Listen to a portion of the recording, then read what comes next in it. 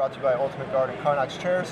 I'm Nick Miller alongside Pete Ingram, two-time Open champion now. Yep. And you were someone when I saw Stoneforge Mystic was unbanned, I'm like, Pete, just can't wait to play this card. Very, very true, yeah. I was talking with Shaheen about how bad Blue-White has been for the past few months, and I was like, Edgar, you know, on the off chance that they do unban it, like, you know I'm going back, right? No surprise, Edgar also playing Stoneforge this weekend. A little bit different of a deck than you. A little bit, yeah. Has a green splash for Quaddle. I wasn't supportive of it, but you know. And you're playing tried and true Azorius control with Stoneforge Mystic here. Yep. Stoneforge, you have two pieces of equipment in the main deck. We'll get that part out of the way first. Sure. Batterskull, I think that's obvious, but talk about Feast and Famine as your inclusion of the other piece of equipment. Yeah, Feast and Famine, definitely the best sword. Pro Black is really nice. Pro Green is like whatever, but just the ability of untapping all your lands and making your opponent discard a card is by far the most powerful thing you can do.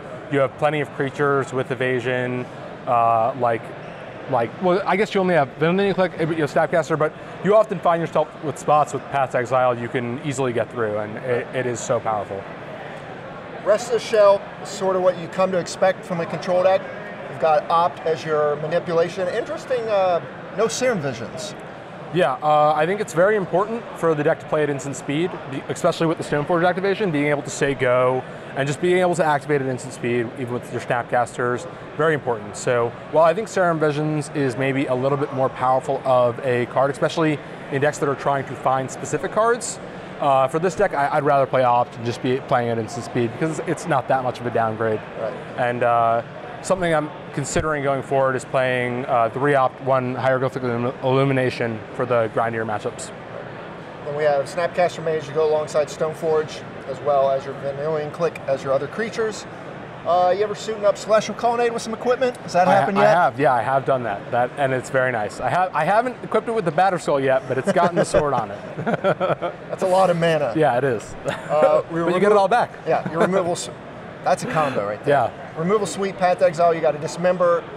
We've got Spell Snare as your other counter spells to go alongside Mana Leak and Force Negation. Cryptic Command hanging out here as well. I want to talk about Force Negation because this is a card that a lot of people saw. If we're going to tap out for Stoneforge, we need something that can control the board. I have to imagine it's doing its job really well. It is, yeah. It's so incredibly powerful in this format, being able to say go with Stoneforge up and just, you know, hopefully your Stoneforge lives. If it doesn't, you have Force Negation to protect it, and then even further in the game, you can tap out always and always be at threatening Force Negation.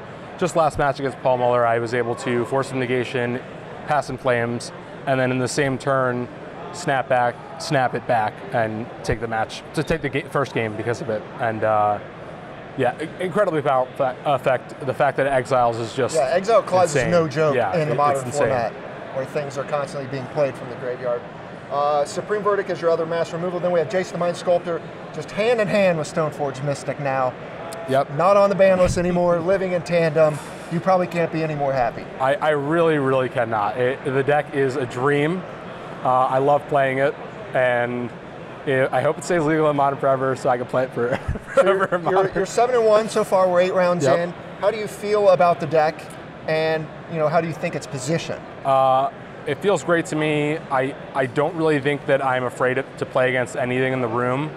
I think the reason why I'm playing the 5th removal spell is Dismember. It's really important to combat other opposing Stoneforge Mystic without having them, because if you path them and you don't have Force Negation, you can get in a lot of trouble because they can play Jace on turn 3 and it's just asking for a mess.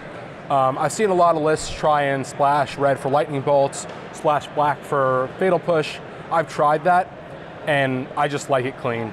The deck's very mana hungry for blue and white cards. Adding different colors is going to hurt you over the long run. It might make you better in the mirror, and if going forward, maybe the mirror's so big that you might have to do that, but right now I just want to be straight blue-white. Right, and even when we saw when Stoneforge was in Standard, people were splashing colors to the blue-white deck, but a lot of people wanted to keep their land disruption. You, of course, you have Field of Ruin in your blue-white deck. Exactly. I have to imagine that helps out your big mana matchups. Yeah, for Field of Ruin is non-negotiable. Like, I don't want to ever play any less, so it's incredibly powerful against Tron, incredibly powerful against Valakut, and other things like that. Okay. Move to the sideboard here. You have your extra Batterskull hanging out. That's your only other piece of equipment to fetch up. Yep. Then we have, or go ahead. Credit to Edgar on that one. He came up with the idea. A lot of people were sideboarding Sword of Fire and Ice. I wasn't a big fan. I think if you're not going to play the second Batterskull, which has been great for me, by the way, sort of Sinuan Steel is an option, sort of Light and Shadow, and sort of Body and Mind? No, I don't know. That's it. Graveyard here, we have 2 Surgical Extraction.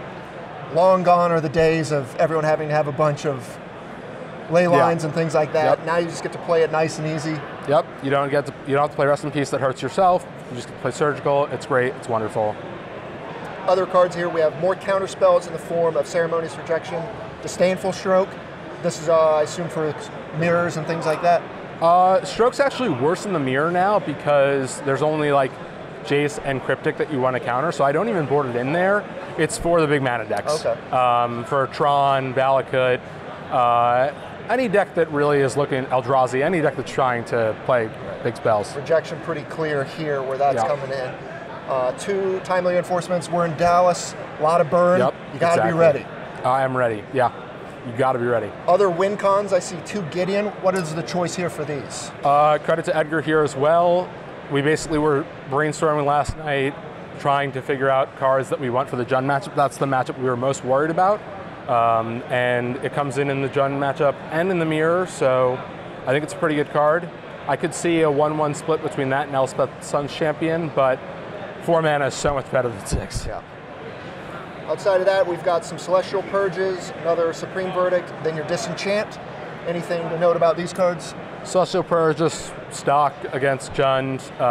You can bring it in against decks that are trying to Blood Moon or Aria Flames. If people are trying to still do that. Also, extra Sweeper, Pitches to Force, pretty great, and then Disenchant for the mirrors. Okay. We're 8 rounds in. I don't know how much testing you got to do online. Probably a decent amount. Yeah. But how do you feel about the format now? We're past the Faithless Looting days. Yeah. We're in a new world. I've played a lot of interactive Magic so far, and I love it. Like, I love the new modern format. Granted, I get to play with Stoneforge Mystics, so I'm definitely biased, but I think it's so much better right now. Props to Wizards of the Coast. All right, we're in a good spot. Hogak's nowhere to be seen. You get to play your fair Magic. Yep. Your X and 1, hoping for another solid run here. PC run in the hopes. Another Very open win so. Wouldn't be bad either. Would not be bad. Might pull me to the front. Pete, thanks for joining me as usual. Thank you, Nick. Stay tuned to Star City Games all weekend long for the action here in Dallas.